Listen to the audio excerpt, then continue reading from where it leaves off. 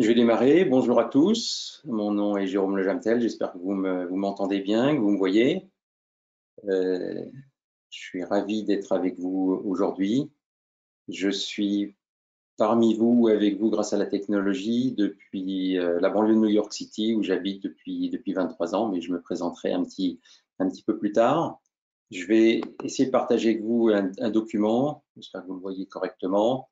Ce dont on va parler aujourd'hui, c'est l'emploi, ou plutôt les emplois dans la finance, un secteur qui évolue, des métiers qui se réinventent, et je vous propose de partager le contenu qui suit. Je fais une brève introduction, je me présenterai. Ensuite, j'essaierai de balayer les technologies qui me semblent les plus impactantes aujourd'hui, à la fois sur notre entreprise, la banque, avec ses impacts internes, les impacts réglementaires, mais aussi évidemment l'impact sur nos métiers, l'accompagnement de nos clients.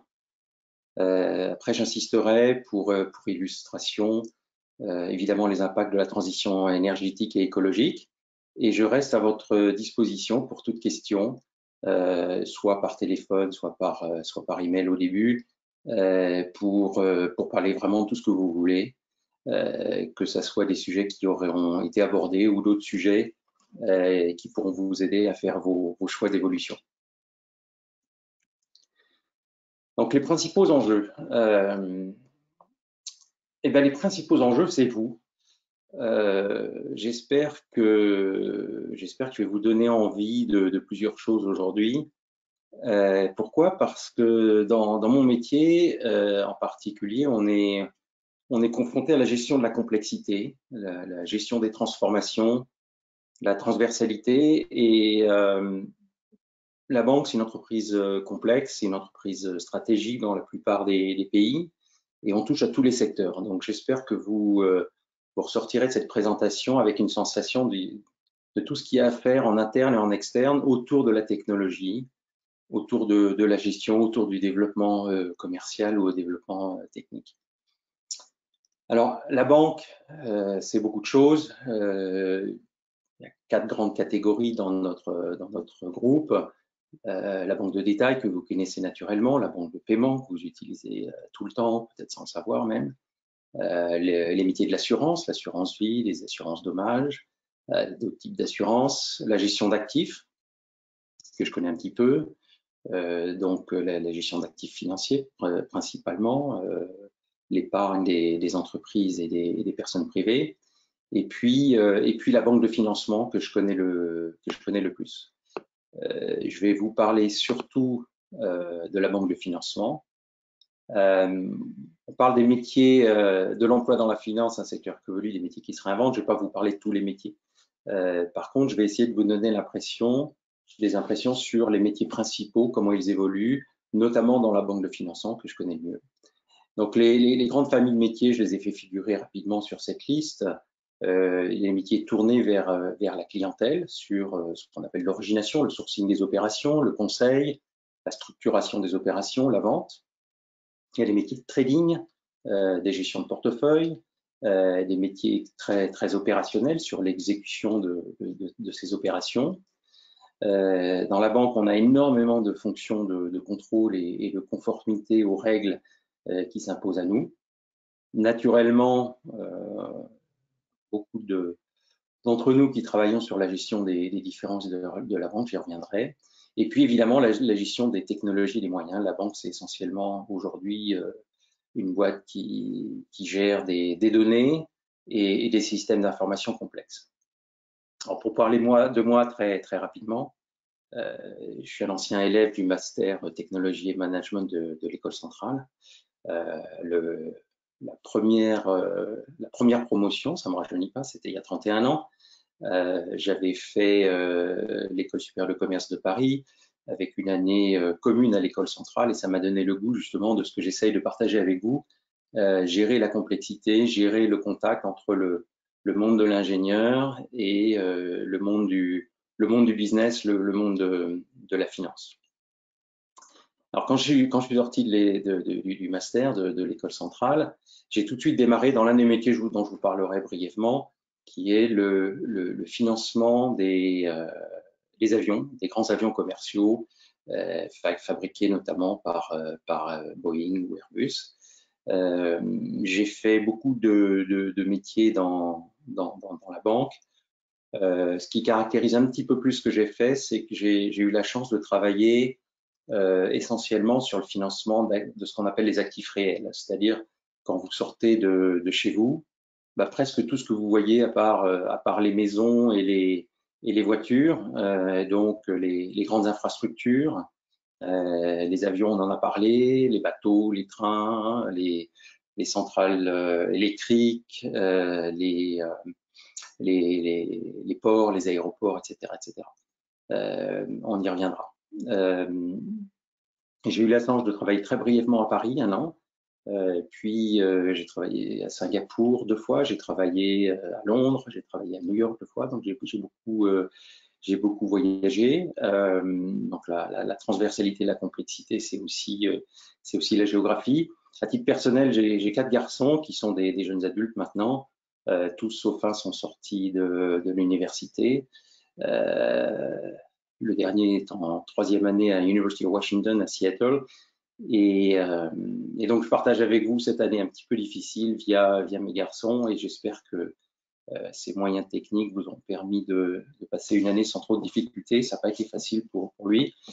Et sinon, j'utilise le temps qui me reste à faire de la photographie et du triathlon. Voilà une petite présentation rapide. Alors, pour rentrer dans le sujet, sur les technologies, évidemment, on ne va pas parler de toutes les technologies, mais sur une entreprise comme la banque, j'ai sélectionné quelques technologies qui aujourd'hui sont très impactantes pour nous et pour nos clients. Il y a évidemment tout ce qui est cloud-based. Aujourd'hui, la plupart de nos grands systèmes se virtualisent. La plupart de données sont sur des serveurs éparpillés un petit peu dans le monde avec beaucoup de redondance et de sécurité. Il y a le sujet des automates et de la robotique. Ça peut être inquiétant puisqu'en fait, ça remplace parfois très efficacement le travail des hommes et des femmes. Mais en fait, c'est des outils assez extraordinaires pour éliminer les tâches qui n'ont franchement aucun intérêt et enrichir le travail des gens et nous donner une flexibilité, une qualité de vie incroyable et une qualité de données notamment assez incroyable et une agilité très très importante. On va brièvement parler de tout ce qui est reconnaissance visuelle, d'interaction en langage naturel, d'intelligence artificielle, de machine learning. Toutes ces choses-là impactent nos vies aujourd'hui. Dans la banque, on gère beaucoup de données, des données qui ne nous appartiennent pas, des données de marché. Donc la sécurité informatique est clé. Vous avez dû voir dans la presse naturellement plusieurs attaques récemment qui montrent à quel point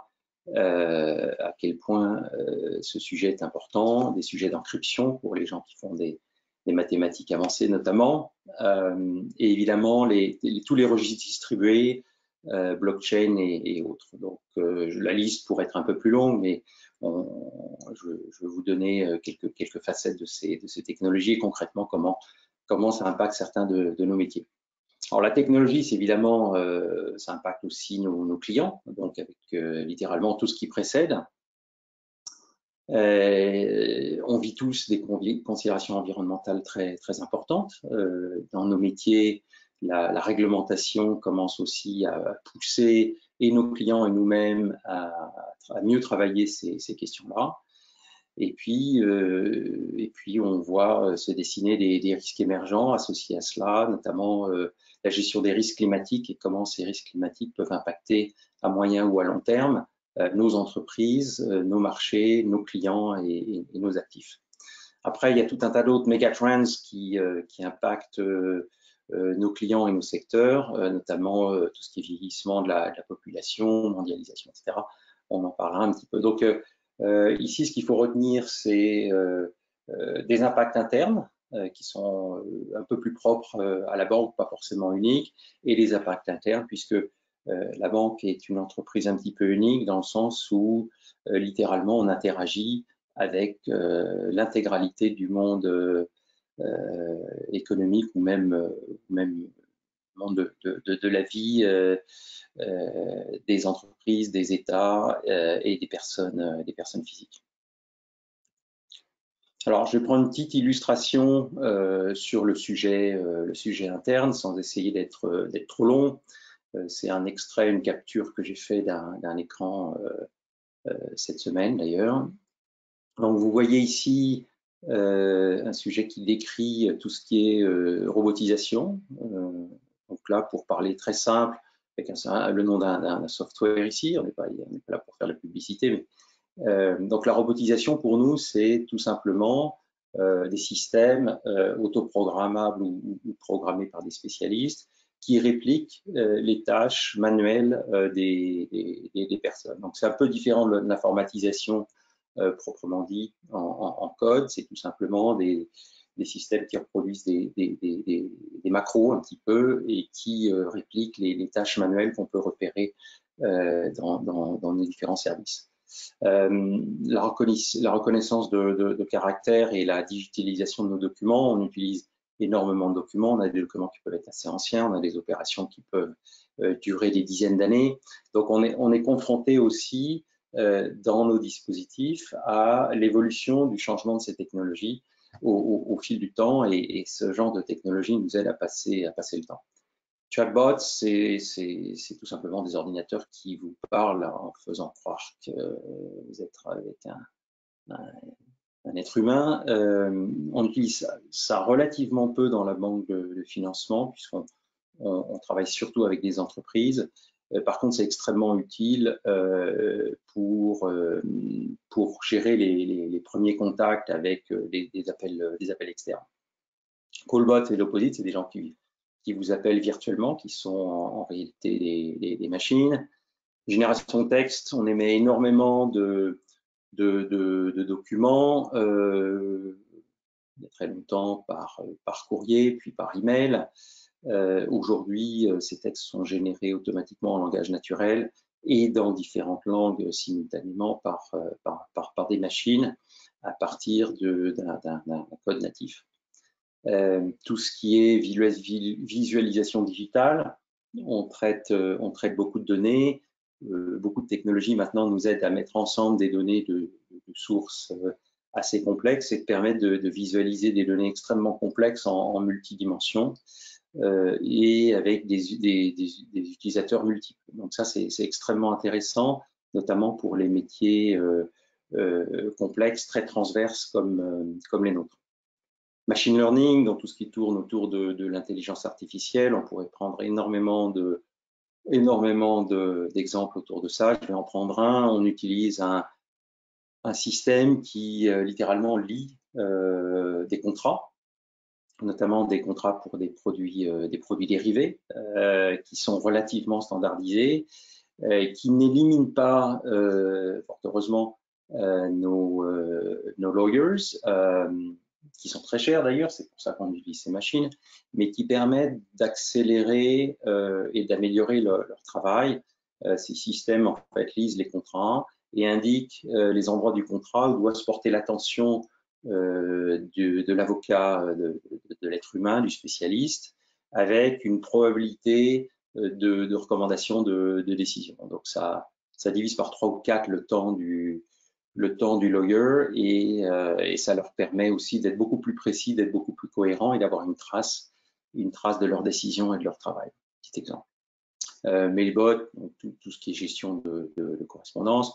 Donc, vous voyez, ça sont des choses qu'on utilise en interne. Évidemment, il y a un tas d'autres technologies. Là, je parle de technologies qui tournent autour de l'automatisation et qui aujourd'hui impactent beaucoup de nos services en interne. Alors, pour continuer un petit peu, je vais parler d'une autre façon de la banque de financement des technologies sur un aspect interne. Vous êtes peut-être familier ou pas avec la banque de financement, mais pour vous donner une petite idée, moi je travaille dans la succursale d'une banque française à New York. On rassemble à peu près 800 personnes, pour vous donner un ordre de grandeur. Et sur une entreprise de cette taille-là, donc relativement petite par rapport aux grandes banques domestiques, on est amené à gérer par an dans nos tuyaux, dans nos flux, plus de 40 000 milliards de dollars de transactions. Et on le verra un petit peu plus tard, donc ça fait énormément de données. On est tenu de vérifier la cohérence de l'ensemble de ces flux, de vérifier chaque transaction sur son origine et sa source pour la lutte contre le blanchiment et le financement du terrorisme, par exemple. On est tenu pour chacune de ces transactions de protéger les données de nos clients et évidemment d'assurer l'exécution des transactions. Pour vous donner une autre dimension liée à la technologie qui existe dans les banques, on utilise à New York plus de 500 systèmes d'information différents qui chacun utilise des milliers de données. Pour vous donner aussi un autre aspect, chaque jour, nous sommes soumis à des attaques plus ou moins intenses, plus ou moins critiques, des attaques informatiques plus de 1000 fois par heure. Donc tout ça sont des ordres de grandeur qui vous donnent un peu le sentiment de la complexité de nos opérations. Donc la technologie, c'est aussi la protection de données de nos clients. Et là, il y a plusieurs aspects. Il y a évidemment des aspects de business, mais il y a beaucoup d'aspects réglementaires.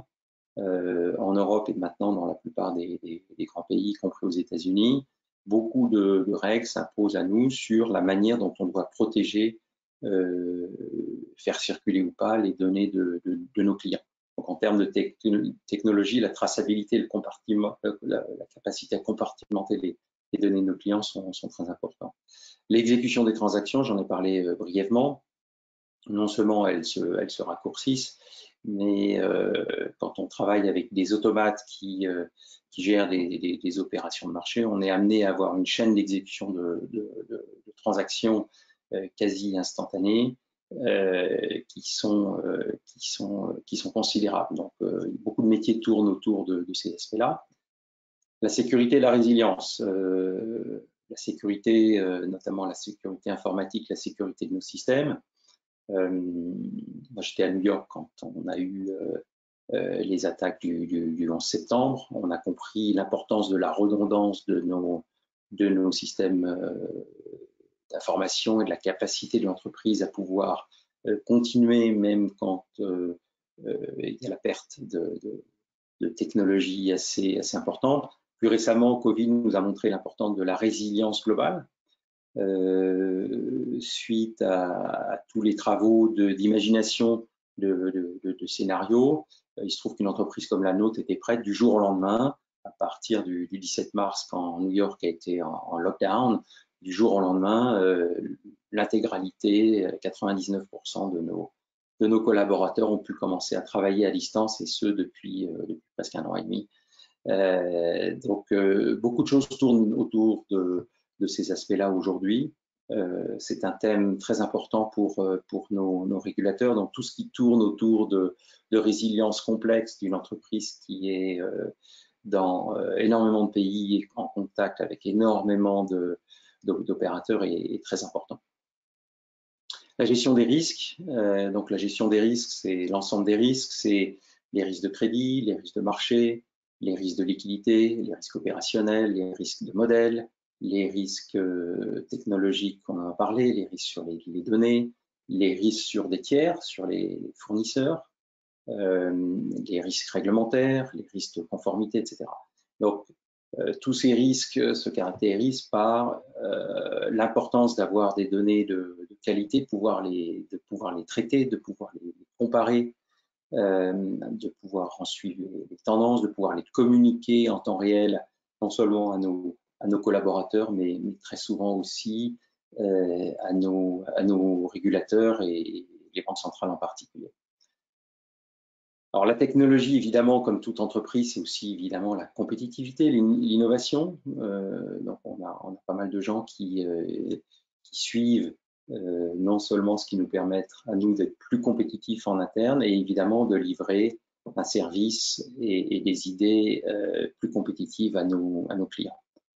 La réglementation, c'est un peu difficile à imaginer, mais pour prendre un exemple, quand après la grande crise financière, le Congrès américain s'est penché sur la question.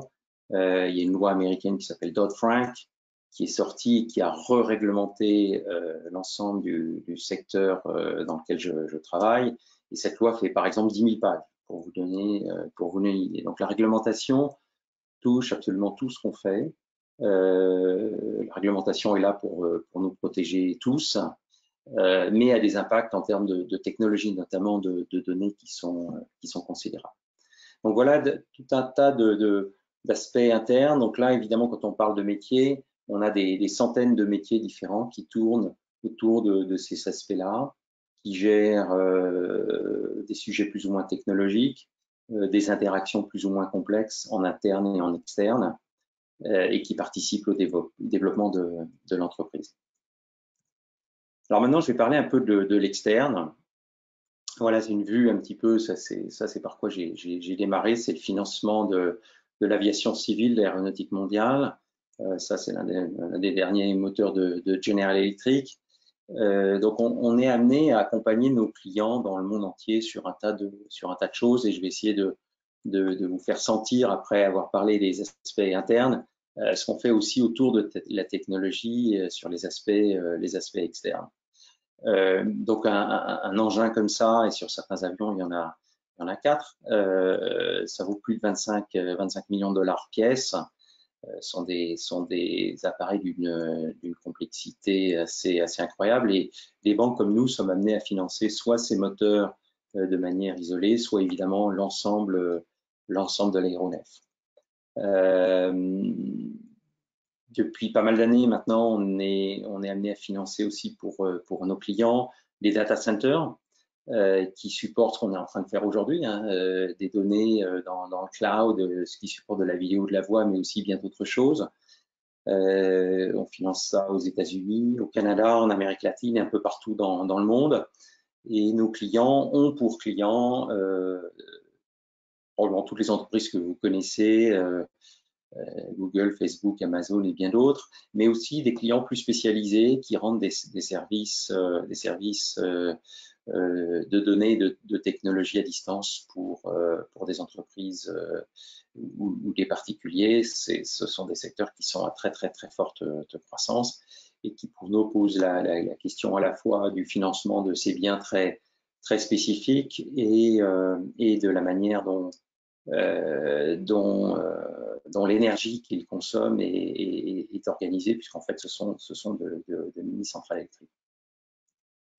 À propos de centrale électrique, ça c'est une vue aérienne de la centrale solaire qui est dans le désert d'Atacama au Chili, qui est l'un des projets qu'on a eu l'occasion de financer pour certains de nos clients. Ça sont des éoliennes évidemment dans le désert de Californie. Je vais essayer de partager avec vous comment des banques comme nous et mon entreprise notamment travaillent beaucoup sur la transition énergétique. Alors ça, c'est quelque chose qui est peut-être moins attendu, mais on travaille avec des clients qui se posent la question de comment nourrir la population dans les années qui viennent. Donc ce sont des secteurs à technologie de pointe, plutôt dans le bio. En réalité, aujourd'hui, on se rend compte que développer des céréales pour nourrir des vaches ou des cochons ou d'autres sortes d'animaux sont pas tenables. Donc, vous voyez ici sur la droite de la vue le terrain consommé, mobilisé pour l'agriculture et l'élevage, les émissions de gaz à effet de serre, donc CH4 et CO2 principalement, pour les animaux, et l'utilisation ici de l'eau, qui est un problème critique des années à venir. Et vous voyez à chaque fois à droite ce que consomme et ce que produit la culture d'insectes. Et sur la gauche, vous voyez en fait que sans rentrer dans le détail, pour un impact beaucoup plus faible en termes de terrain, d'émissions de gaz à effet de serre et d'utilisation d'eau. On a une efficience en termes de fourniture de protéines principalement qui est très efficace, 80% pour les criquets, 55% pour les poulets, 55% pour les porcs et 40% pour le bœuf, avec des qualités de protéines qui sont de manière peut-être surprenante très importantes. Donc on a quelques clients qui développent ce genre de technologie. Je pourrais passer toute la journée, voire toute l'année à parler des technologies de clients, puisque littéralement, nous sommes amenés à travailler avec quasiment toutes les entreprises du monde dans des frontières technologiques plus ou moins importantes. Alors moi, je vais vous parler maintenant d'exemples un petit peu concrets. Je vous l'ai dit, j'ai passé l'essentiel de ma carrière dans le financement d'actifs réels.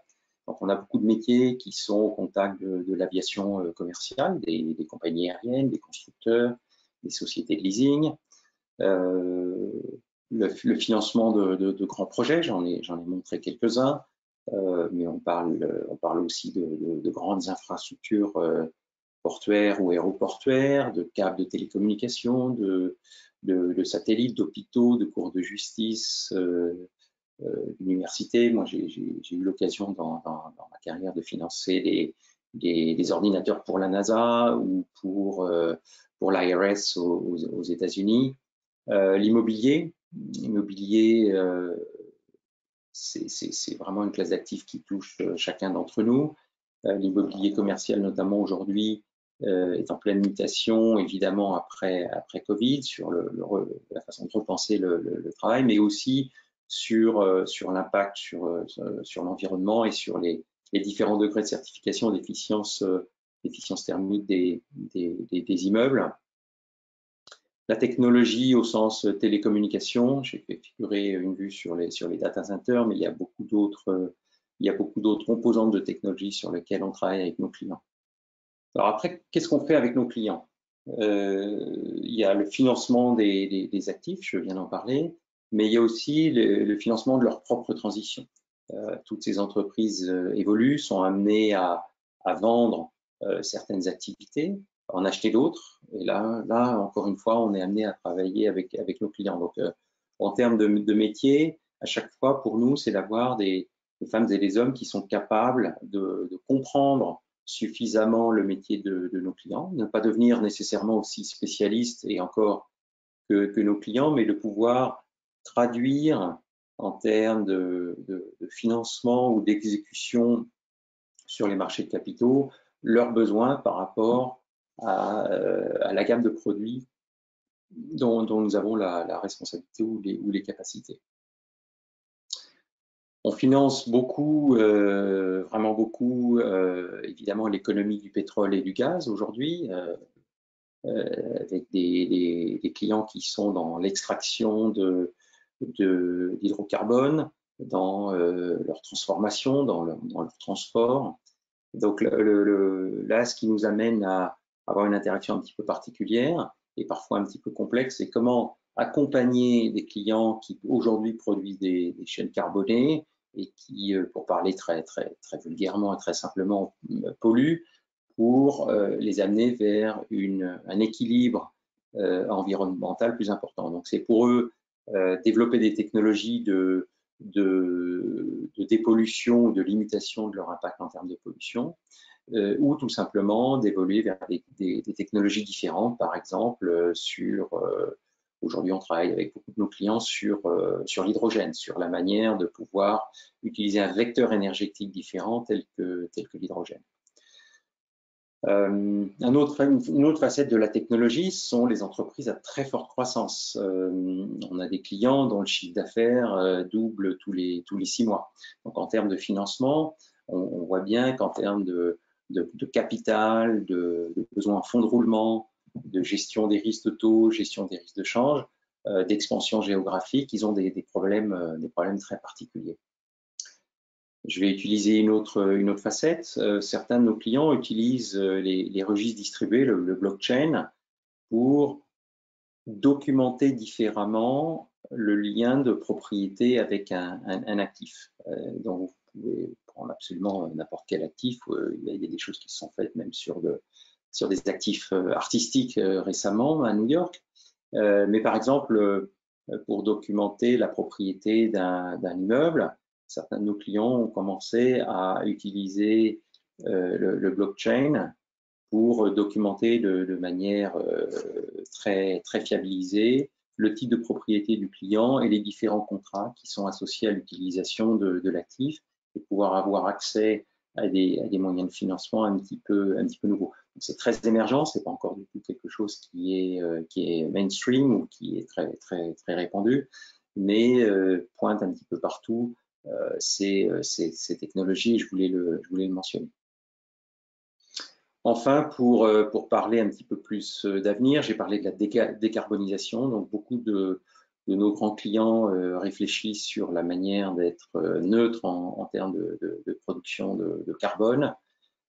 Beaucoup de nos équipes sont très actifs sur le développement de capacités de production d'électricité renouvelable, solaire et éolienne, hydro, et d'autres technologies encore, et se pose la question évidemment du stockage, puisque beaucoup de ces technologies renouvelables sont intermittentes d'une manière ou d'une autre dans la journée ou dans le cycle de l'année. Et la question, c'est comment faire en sorte que de l'électricité produite par du vent l'hiver ou du soleil l'été puisse être réutilisée beaucoup plus tard. Et c'est là que les technologies de stockage de l'électricité prennent de plus en plus d'importance. Stockage court, stockage long, stockage mobile, stockage massif. Donc, pour ceux qui connaissent un petit peu ça, il y a énormément de technologies qui se développent. Quelque chose qui, parmi celles-ci, moi m'intrigue beaucoup, c'est l'hydrogène. Non pas en tant que source d'énergie, c'est pas une source d'énergie, mais c'est un vecteur très important pour peu qu'on produise de l'hydrogène avec de l'électricité renouvelable. On est capable littéralement de stocker cette énergie extrêmement longtemps, de pouvoir éventuellement la transporter et de la réemployer dans une consommation énergétique assez variée, transportée ou non. Les protéines alternatives, j'en ai parlé un petit peu avec la vue précédente. Donc,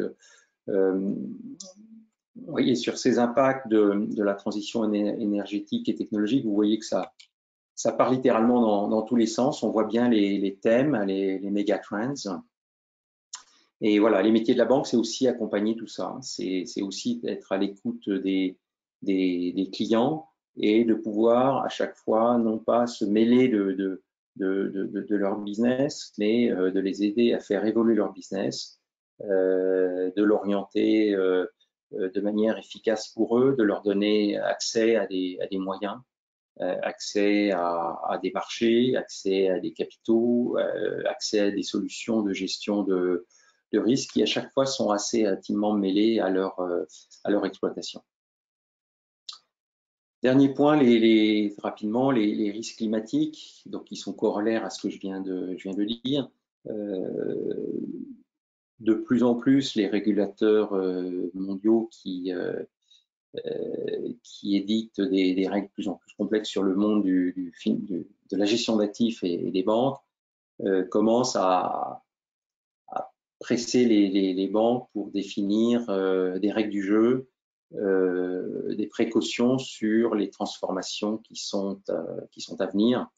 On a eu un exemple récent au Texas où une vague de chaleur a fait exploser les prix de l'électricité et a littéralement mis dans le noir pendant plus d'une semaine l'essentiel de la population du Texas. Et ça pose la question justement comment un impact purement climatique, quelque chose qui ne s'était jamais produit, arrive à avoir un impact extrêmement diffus et extrêmement étendu sur la vie réelle. Donc c'est un petit exemple. Évidemment, il y a tout ce qui est impact également sur l'agriculture, sur la capacité des populations à rester là où elles sont aujourd'hui. Et c'est des choses qui sont à développement long et extrêmement complexe et sur lesquelles beaucoup d'entre nous commencent à réfléchir. Donc c'était un petit peu pour vous donner une vision à plus long terme des choses qui nous attendent et qui impactent aussi les métiers de la vente.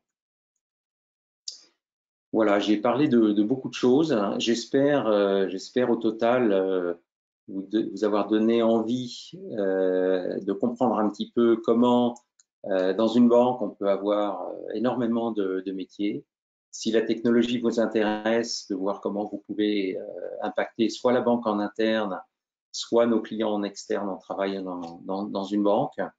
Comment vous aurez l'opportunité de voir mille et une choses, de voyager ou d'interagir avec des gens dans le monde entier et d'avoir un impact et de pouvoir contribuer au développement de vous-même et au développement de clients. Je ne veux pas être trop long et je veux surtout laisser un peu de temps aux questions que vous pouvez avoir. Je vais laisser un petit peu de temps pour voir si certaines d'entre vous ont des questions.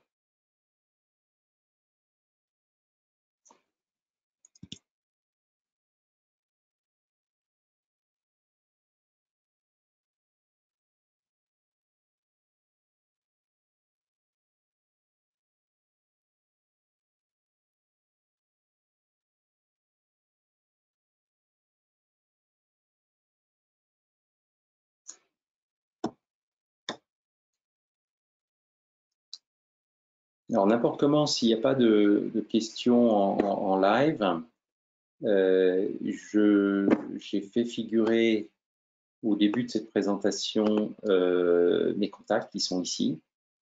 Donc, surtout, n'hésitez pas pour parler de sujets que j'aurais pu aborder ou d'autres. Si vous pensez que je peux être utile, si vous avez des questions, je serais ravi d'essayer de vous aider. Encore une fois, moi, il y a 31 ans, j'étais un petit peu à votre place avant de parcourir plus de 10 millions de kilomètres et travailler dans tout un tas de secteurs dont j'ai parlé brièvement.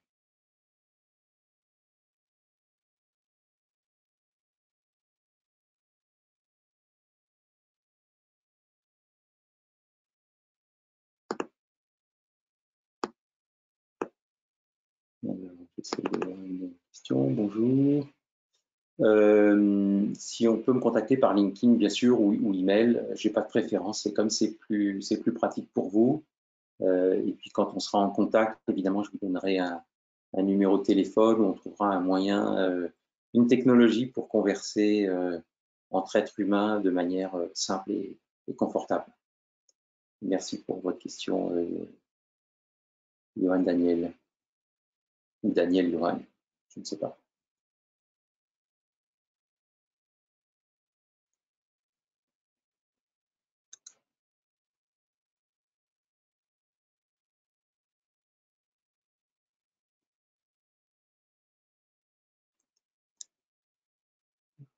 Je vais clore la session. Merci beaucoup en tout cas pour votre intérêt et puis j'espère à très bientôt pour des questions et un échange live.